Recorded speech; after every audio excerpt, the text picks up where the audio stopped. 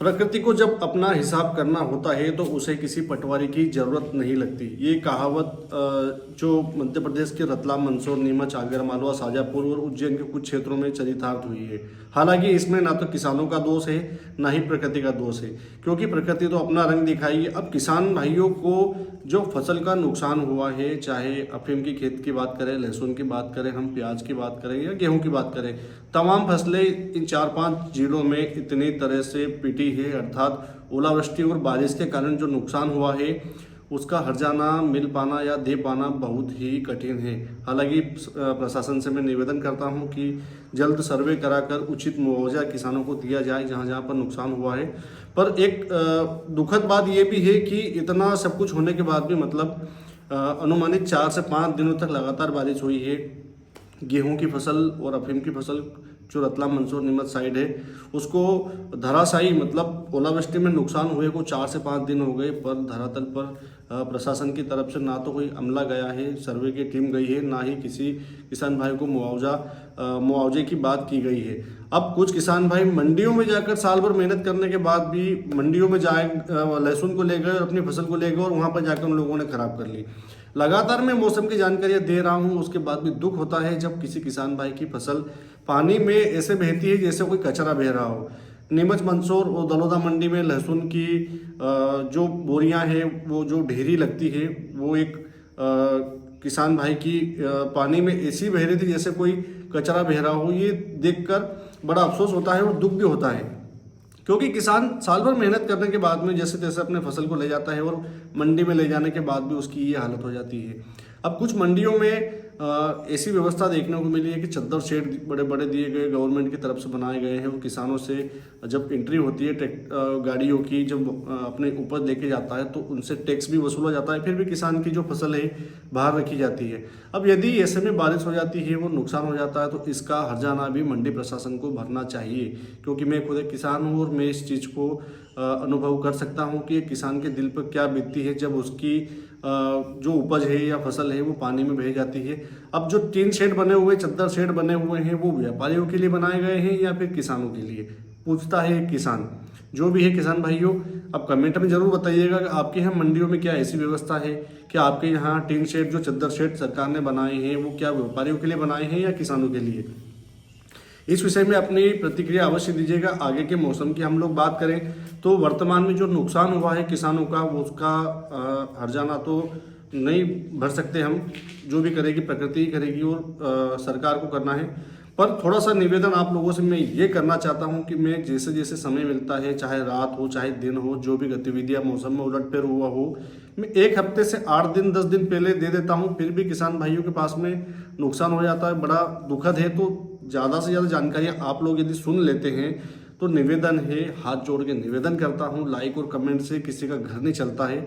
जानकारी आप किसान भाइयों के पास में व्हाट्सएप पे जरूर भेजा करें, क्योंकि व्हाट्सएप पे किसी ग्रुप में यदि आप भेजेंगे तो वहाँ पर एक ग्रुप में मान लो 50 लोग भी हैं या 100 लोग भी हैं, तो वो वापस देखकर उसको आगे फॉरवर्ड कर देंगे। अर्थात एक ग्रुप से 70-80 लोगों का फायदा हो जाता है। तो सोचिए कितने ग्रुप बने हैं आपके मोबाइल में। इस विषय पर आप थोड़ा सा गौर कीजिएगा। किसी किसान भाई के यहाँ पर पुत्री का विवाह है, पुत्र का विवाह है, क्योंकि आगे मौसम में फिर एक बार गड़बड़ी दिखाई दे रही है। जी किसान भाइयों, दिखाई दे रही है।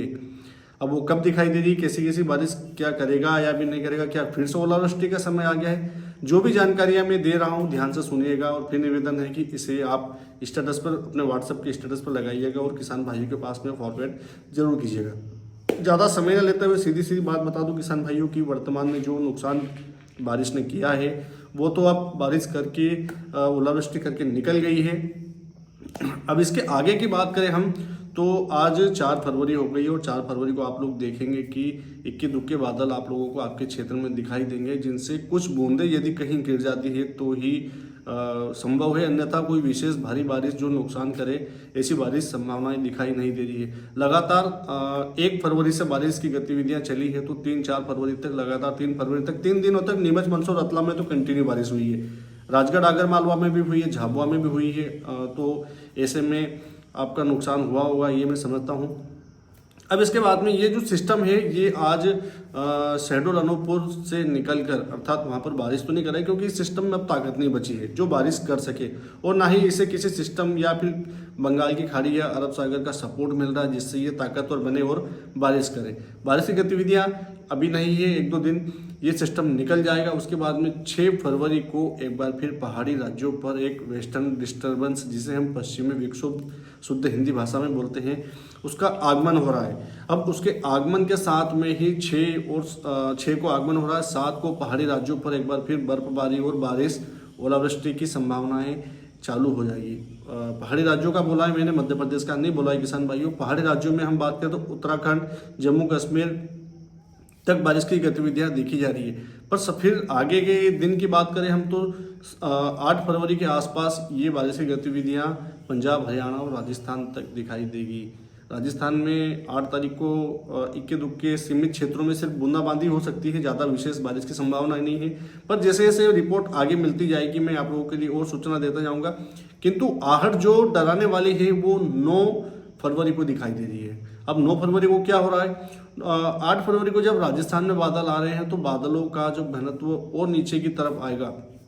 अर्थात हम बात करें कि 8 के दोपहर बाद में या 9 की दोपहर बाद में आप लोग देखेंगे कि नीमच में बादलों का जमावड़ा धीरे धीरे फिर चालू हो सकता है। और फिर जैसे जैसे समय बीतता जाएगा, अर्थात जैसे 9 की रात्रि आती जाएगी तो ये बादलों का पेच नीचे रतलाम और मंदसौर तक भी आने वाला है। और साइड की बात करें हम तो भिंड, मुरैना तक भी बादलों का पेच बनेगा। मतलब जो राजस्थान और उत्तर प्रदेश से लगे हुए क्षेत्र हैं इनमें एक बार फिर बादलों का पेच पहुंचने वाला है। और ये नीचे राजगढ़, भोपाल, विदिशा को भी कवर करने वाले हैं। अब भोपाल, विदिशा के साथ में शाजापुर भी पास में पड़ता है, शाजापुर में भी हो सकता है कि बादल 9 को पहुंचे, राजगढ़ में भी पहुंचे, अब इसके साथ में उज्जैन में भी पहुंचे।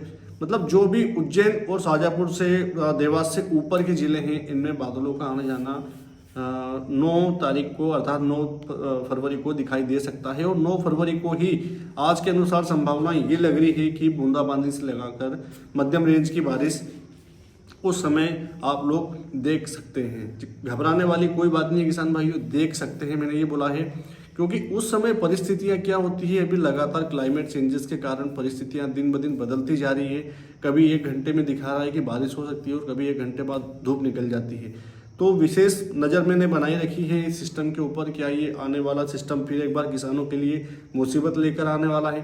तो अभी के अनुसार यदि एक पेच देखा जाए या फिर एक अनुमान लगाया जाए तो 50-50 वाला मामला हम बोल सकते हैं कि 50% संभावना ये है कि बारिश हो सकती है और 50% ये है कि यदि नमी का फ्लो बंगाल की खाड़ी या अरब सागर की ओर से नहीं मिला तो ये बादल ही रहेंगे और कोई बारिश मध्य प्रदेश के जो मैंने नाम बताए हैं इन जिलों में नहीं होगी। अर्थात नमी का फ्लो यदि बढ़ा और उमस आपके क्षेत्र में बढ़ी उस समय 9 तारीख के आसपास तो इंदौर, उज्जैन, झाबुआ, अलीराजपुर, धार, बड़वानी, साथ में बैतूल, खंडवा, खरगोन तक भी बादल पहुंच सकते हैं और इक्के दुक्के स्थानों पर बारिश कर सकते हैं। नीचे के मैंने बोला है, अब यदि ऊपर नमी पहुंची तो जो अभी समय निकला है बारिश का 1 फरवरी, 2 फरवरी, 3 फरवरी का, ये गतिविधियाँ एक बार फिर संचालित हो सकती है।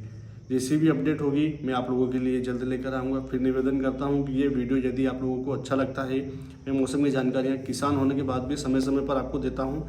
यदि जानकारियाँ ठीक लगती है तो किसान भाइयों के पास में ज़रूर भेजिएगा और कमेंट में ज़रूर बताइएगा कि आपके यहाँ पर अभी जो बारिश का दौर निकला है क्या आपके क्षेत्र में बारिश हुई है या नहीं हुई है।